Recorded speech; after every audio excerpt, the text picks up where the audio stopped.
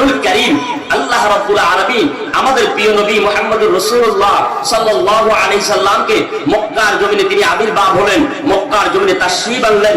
বংশ হলো কুরাইশ, বংশের নাম হলো কুরাইশ। নবীজির দাদার নাম হলো আব্দুল মুত্তালিব, নবীজির বাবার নাম হলো আব্দুল্লাহ, নবীজির নাম হলো মুহাম্মদুর রাসূলুল্লাহ সাল্লাল্লাহু আলাইহি ওয়াসাল্লাম। দুনিয়া মক্কার জমিনে আসার পরে দিয়া পয়গম্বর আলাইহিস সালাতু ওয়াস সালাম 40 বছর পর্যন্ত কাফের মুশরিক মুনাফিকরা আমার নবীকে মহব্বত করতেন, আমার নবীকে ভালোবাসতেন। আমার নবী এখনো পয়গম্বরের দায়িত্ব পালন করেন নাই, এখনো আমার পয়গম্বরের উপরে ওহী নাযিল হয় নাই। 40 বছর পর্যন্ত বেঈমান আমার নবীকে মহব্বত করতেন, বেঈমানরা আমার নবীর কাছে অর্থ সম্পদগুলি জমা দিতেন, বেঈমানরা আমার নবীকে আল আমিন বলে ঘোষণা দিয়েছেন। ঠিক কিনা? পয়গম্বরের উপরে যখন কোরআন নাযিল হয়ে গেল, পয়গম্বর যখন কোরআন নাযিল হলো, জিবরাইল আগমন করলেন। জিবরাইল আলাইহিস সালাতু ওয়াস সালাম আসিয়া কোরআন নাযিল করলেন, ওহী শুরু করলেন। পয়গম্বরের উপরে চাপ সৃষ্টি হলো কালিমাত দাওয়াত দেওয়ার জন্য, নতুন ধর্ম চালু করার জন্য, ইসলামের দাওয়াত দেওয়ার জন্য। পয়গম্বর যখন কাফের মুশরিককে কালিমার দাওয়াত দিতে আরম্ভ করলো, তখন কাফের মুশরিকরা আমার নবীর উপরে নির্যাতন শুরু করলো। ঠিক কিনা? ও মুসলমান, আজকে আমরা বাংলার জমিনের মাধ্যমে, বাংলাদেশের মাধ্যমে 95% মুসলমানের রাষ্ট্র। ঠিক কিনা? 95% বেঈমান হলো 5%। আজকে বেঈমানের সামনে মুসলমান মাথা উঁচু করে কথা বলতে পারে না। ঠিক কিনা? যেই দেশে 5% মুসলমান সকালবেলা ঘুম থেকে উঠার পরে 95% মুসলমানের পেশাবের স্রোতে 1% ইহুদিরা তারা ভাগতে চেষ্টা করতো। ঠিক কিনা? আজকে সেই দেশের মাধ্যমে মুসলমান মাথা উঁচু করে কথা বলতে পারে না। একটাই কারণ, মুসলমান কোরআন থেকে দূরে সরে গেছে, মুসলমান মসজিদ থেকে দূরে সরে গেছে, মুসলমান উলামায়ে কেরাম থেকে দূরে সরে গেছে। এই জন্য কাফের মুশরিকরা মুসলমানদের মাথা বসে পেশাব করতেছে। ঠিক কিনা? ও মুসলমান, আবার যদি আমরা ঈমানকে মজবুত করি, কোরআনকে মহব্বত করি, হাদিসকে মহব্বত করি, আমরা যদি ইস্তিগফার আমল করিয়া খালিস তওবা করি, আবার যদি আমরা ফিরে আসতে পারি, এই দেশে ইসলামী হুকুমত কায়েম হবে। ঠিক কিনা? বিজাতি ভয়ে পালাইবার চেষ্টা করবে, বিজাতি পালাইবে যে রাস্তা খুঁজে পাবে না। ঠিক কিনা? অতএব মুসলমান যারা এই 70-80 বছরের বুড়ো আছেন, আমি আপনাদের কাছে জানতে চাই, এখন ইয়ং জেনারেশন যুবক ভাইরা তা বলতে পারবে না। মুসলমানের মাধ্যমে যারা মুরব্বী রয়েছেন, সকালবেলা ফজরের নামাজের আজান যখন মসজিদে হইতো, মুয়াজ্জিন বলতো আসসালাতু খায়রুম মিনান নাওম। ঘরের মাধ্যমে বুড়া বুড়ি শুয়ে রয়েছে, এই বুড়িয়ে আস্তে তাড়াতাড়ি উঠতো, উড়িয়া স্বামীর মাথার মাধ্যমে হাত দিয়া বলতো আব্দুল্লাহর বাপ, আব্দুল্লাহর বাপ, মুয়াজ্জিন আজান দিছে, মসজিদের জন্য উঠেন। বাবা তাড়াতাড়ি উঠতো, উঠি ওযু বানাইয়া মসজিদে যাওয়ার আগে সন্তানদেরকে ডাকিয়া মসজিদে নিত।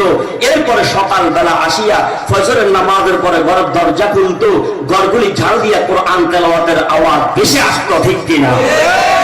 এখন আর সেটা নাই। কথা বলেন না? এখন আর মুসলমানের ঘরের দরজা 8টার আগে খোলা হয় না। ঠিক কিনা? স্বামী উঠে 8টা, বিবি উঠে, বেগম সাহেবা উঠে 9টা। আছে না নাই? সন্তানগুলি 8টা, 8:30 উঠিয়া ব্রাশটা হাতের মাধ্যমে লইয়া ব্রাশ করতে করতে রাস্তায় হাঁটে। ঠিক কিনা?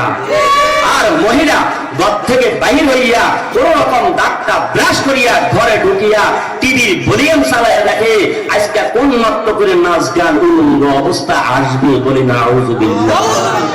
কোরআনের আওয়াজ নাই, মুসলমানের ঘর থেকে কোরআন দূরে সরে গেছে, কোরআন স্টিলে আলমারির উপরে পড়ে আছে, কোরআন ঘরের মাধ্যমে তাকে পড়ে আছে, কোরআনের গিলাফের উপরের মাধ্যমে বালু পড়িয়া ওস হয়ে রয়েছে 1 ইঞ্চি। অথচ কোরআনের গিলাফের ধোয়ার জন্য কখনো বলে না। মুসলমানের সন্তান বিবিকে বলে, ও বিবি, এতনির ঘরের পেতনি, টিভির পর্দাটা দেখছো কেমন ময়লা হয়ে গেছে সপ্তাহ পর সপ্তাহ, এটা যদি না দিয়ে পরিষ্কার করো, বন্ধু বান্ধব আসলে দেখলে কি বলবে? এটা সপ্তাহ পর সপ্তাহ ধোয়া। কোরআনের গিলাফ বছরে বছর যোগের পর যোগ পড়ে আছে, কোরআনের গিলাফে তার চোখের নজর পড়ে না। ঠিক কিনা? এই দেশে শান্তি আসবে কোত্থেকে? এই ঘরে রহমতের ফেরেশতা ঢুকবে কোত্থেকে? যেই ঘরের মাধ্যমে সারাদিন পর্যন্ত গুনাহ গুনাহ। এই জন্য দেখবেন ঘরের ভিতরে বাপ বেটার মাধ্যমে কিলাকিলি, মা মেয়ের মাধ্যমে ঝগড়া লেগে থাকে। ঠিক কিনা? কথা বলে। কারণ কি? কারণ একটাই, খুঁজে তালাশ করো না কেন? কোরআন থেকে দূরে সরে গেছি। কোরআন থেকে দূরে যতক্ষণ পর্যন্ত থাকবো ততক্ষণ পর্যন্ত মুসলমান বেঈমানের লাঠি ছাড়া আর কিছুই পাবে না, ঠিক কিনা? মুসলমানের সন্তান, কোরআনুল কারীম আসমানী কিতাব।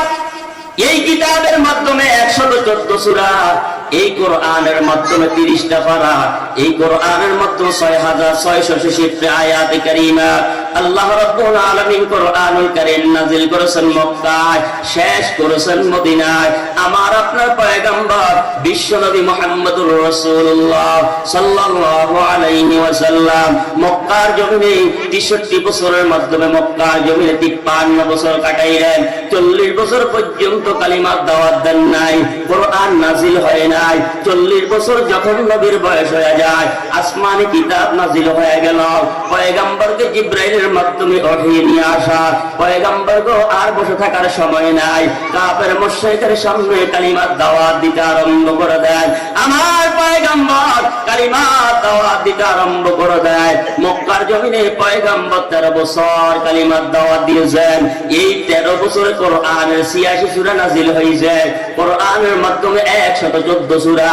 মক্কার জমিনে 13 বছর রাসূল কালিমার দাওয়াত দিলেন। 13 বছরে মক্কার জিন্দেগিতে 86 সূরা নাযিল হয়েছে। মক্কার জমিন থেকে হিজরত করে মদিনায় চলে গেলেন। 10 বছর কালিমার দাওয়াত দিয়েছে। 10 বছরে মদিনার জমিনে আল্লাহর পয়গম্বর উপরে 28টা সূরা নাযিল হয়েছে। মক্কাতে 13 বছর 86 সূরা, মদিনায় 10 বছর 28 সূরা, 114 সূরা কমপ্লিট হয়ে গেল। পয়গম্বর বিদায় হয়ে যাবেন। পয়গম্বর বিদায়ের সময় হয়ে গেল। ওই কোরআনুল কারীম থেকে 3খানা আয়াতে কারিমা তেলাওয়াত করেছি। আল্লাহর পয়গম্বর মুহাম্মদুর রাসূলুল্লাহ সাল্লাল্লাহু আলাইহি ওয়াসাল্লামের অসংখ্য অগণিত হাদিস থেকে একখানা হাদিস তেলাওয়াত করেছি।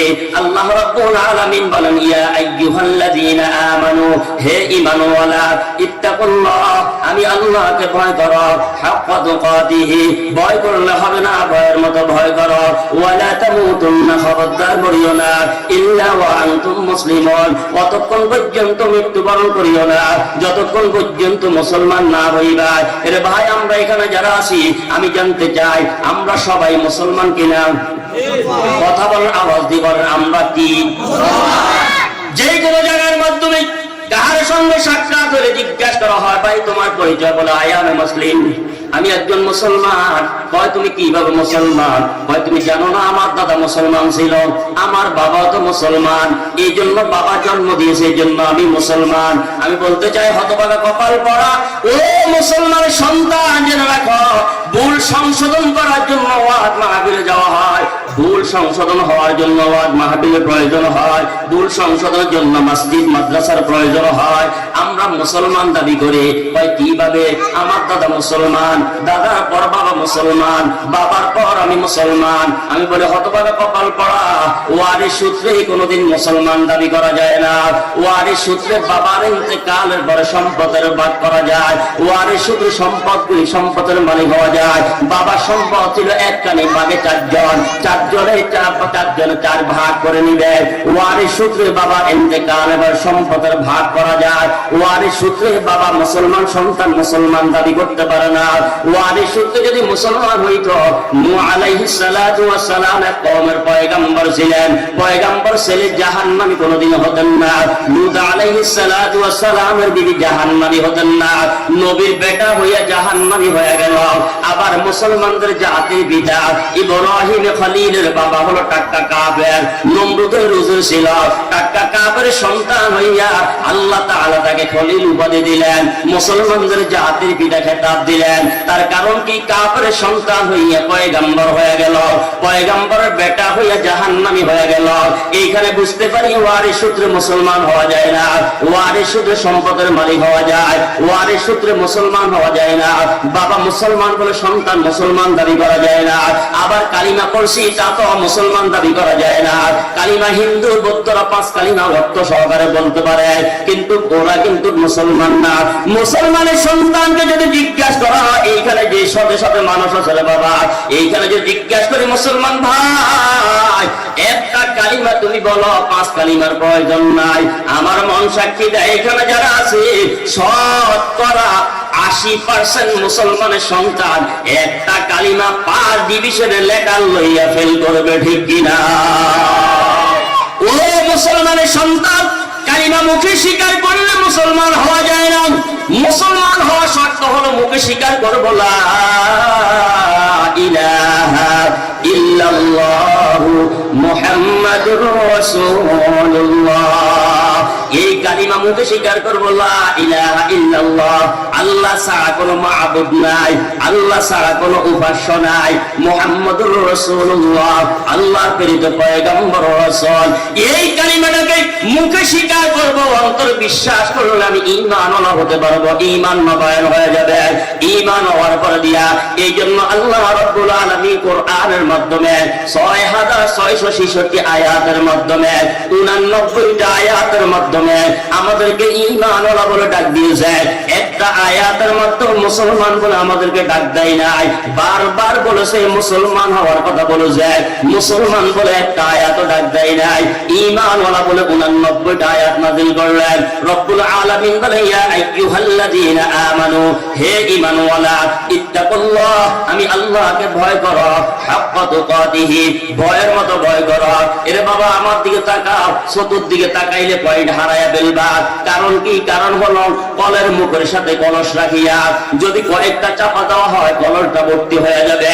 কলের মুখ থেকে কলসের মুখকে আলাদা করিয়া কিয়ামত পর্যন্ত চাপলো তোমার একটা কলস ভর্তি করা সম্ভব হবে না। অতএব এই জন্য আমার দিকে তাকান, একেবারে যা শুনবেন আমলের নিয়তে শোনেন, এক একটা কথা আমল করবেন, পুরো ওয়াজ আমলের প্রয়োজন নাই। তার কারণ হলো আমরা তো অল্প পুঁজিতে বেশি ব্যবসা চাই, বুঝেন না? কলসের মাধ্যমে কলসের তলা আছে কিন্তু দেখা যায় কোনো কারণবশত তলা পাওয়া যায় না। এক বেচারা তার সন্তান ছেলেটা হইল বড়, কিন্তু ছেলেটাকে টাকার লোভে দেড়াইচ্ছা মাইয়া বিয়ে করাইছে। কয়টা কথা পায় না, টাকার লোভে। দেখবেন যৌতুক দিয়া বিয়ে করাইলে আমাদের দেশে একটা কথা আছে, কয় টাকার বউ বিয়া। কথা কন না, টেয়ার বউ বিয়া, বাংলা বলেন টেয়ার বউ বিয়া। তো বেটা ছেলেরে বিয়ে করাইছে দেড়াইচ্ছা বউ, টাকার লোভে। কিসের লোভে? তো দেড়াইচ্ছা বউর হাত একখান কয় ইঞ্চি? 3-4 ইঞ্চি। কথা বলেন না, তার দেড়াত লম্বা, দেড়াত্তার বউ হাত হলো 3-4 ইঞ্চি লম্বা। তো বিয়ের পরে পরের দিন শাশুড়িকে, বৌমা ফুকুর তো কাছে যে কলসটা পুড়ে গেল। তো বউ দেড়াইচ্ছা, কলসও দেড়াত, বোর বরাবর কলস মাথা। কথা বলেন না, কলসের মুখ আর বোর মাথা সমান। তো এখন কলস তো হইলো, কলসটা পুরাইতো টানি কাগল হইতে হয়, বালা কর না, কাগল হইতে হয়। এখন এই বেড়ে টানি লইব কোন বেড়ের মাথাও কিন্তু কলস। তো ফুকুরও গেছে, যাই কলসটা পুরাইছে, পুরাই এখন টান দিছে, কষ্ট মষ্ট করে টান দিছে, উড়াইতে না লাগবে, টান দিছে নাকের লাগে বাড়িকার নাক ফুলিকে কলসের ভিতরে পড়ে গেছে। কিসে পড়ে গেছে? কথা কয় না, কলসের ভিতরে নাক ফুল বাড়িটাই পড়ে গেছে। এখন বেড়ি বাড়ি যাইয়ে না চোখ দিয়া কান্দে, আর কলসের ভিতরে আতাইতে আছে, কেটে আছে, হাত ভরে নাকফুল টোকাইতে, নাকফুল টোকাইতে আছে। এখন শাশুড়ি চিন্তা করলো দেড়াইচ্ছাবো সাঁতার মাথা জানে কিনা জানি না, এতক্ষণ হয়ে গেল, কলস নিয়ে গেল, বউ কোনো হুড়ে মরে গেছিল, এত দেরি করে। তো শাশুড়ি আয় দেয়, বউ কলসের দাঁড়ায় কলস ধরে ধরে কান্দে। কি গো বৌমা, ঘটনা কি এত দেরি কা? মা কলস ফুড়াই লইছি, টান দিছি, আর নাকফুল হয়ে গেছে কলসের ভিতরে। কত বেকুবে না, তুই এতক্ষণ কান্দন লাগানি, কলসের ভিতরে হাত দিলে তুই নাকফুল পাই যাস। ও মা গো, একবার না কতবার হাত দিছি, আমরা তো কলসিকে তলা নাই। ওই কথা কয় না, কি নাই? কলসের তলা আসেনি, কলসের তলা আছে, কিন্তু বেড়ির আট তলা পর্যন্ত যায় না। কথা কন না, বেড়ির আট তলা পর্যন্ত গেলে না পাইব। আম্মায় বহুতবার হাত দিছি, কিন্তু আমার কলসের তলা নাই। কি নাই? এখন সারা রাত ওয়াজুরি বাক্যে যদি বই কয়, টিভি যদি কয় আব্দুল্লাহর বাপ কি হুনি আইছে, সামনে করবে না, তো যা বলছি সব তুই আইছি, বেড়ে দিব ফিরে। তবে আর ঘুম নষ্ট করে তুমি এখানে বই দিছ, আর এখন আর গরম ঠান্ডার তরে তুমি হাতাই দিয়ে আইছ। এত সহজ হইতো না, হয় ওয়াজ দুই একটাই শুনাইবেন, তাহলে বেড়ে আদরও করব। এখন গরম পানি দিয়ে উজু করাইব, তরকারি কেন গরম করে সেটা ভাত খাওয়াইব। আর যদি দেয় যে আজগা আপনি কাম বানাইতে পারেন না, যাই কিছু করতে পারেন না, তো পরের দিনে ওয়াজ হইলে হেঁটে আমরা দেখবো ওই দুয়ারের মাধ্যমে দুয়ারে কোন রকম মুখামুখি দিই মোড়া অজ্ঞা অথবা স্যার একান্তি রাখবো, আমরা আই দুয়ার করবো কথা কর না, তাহলে ওয়াজ কিছু পারেন নিবেন তো ইনশাআল্লাহ। রব্বুল আলামিন বলে ইয়া আইয়ুহাল্লাযীনা আমানু, ঈমানওয়ালা, ইত্তাকুল্লাহ, আমি আল্লাহকে ভয় করো, হাক্কা তুকাতিহি, ভয় করলে হবে না, ভয়ের মতো ভয় করো। এর বাবা এই আয়াতের মাধ্যমে দুইটা শব্দ আল্লাহ পাক ব্যবহার করেছেন, একটা হলো ইত্তাকুল্লাহ, আর একটা হলো হাক্কা তুকাতি। ইত্তাকুল্লাহ ভয় করো, হাক্কা তুকাতিহি ভয়ের মতো ভয় করো। প্রশ্ন আসতে পারে হুজুর, একটা হলো ভয় আর একটা হলো ভয়ের মতো ভয়, এই দুইটা শব্দ কেন আল্লাহ তাআলা ব্যবহার করলেন? ইত্তাকুল্লাহ হলো ভয়। সমস্ত মসজিদের ইমাম সাহেবরা জাহান্নাম আছে, জাহান্নামের বয়ান করে, মাদ্রাসা জাহান্নামের বয়ান করা হয়, সব মানুষের জাহান্নামের বয়ান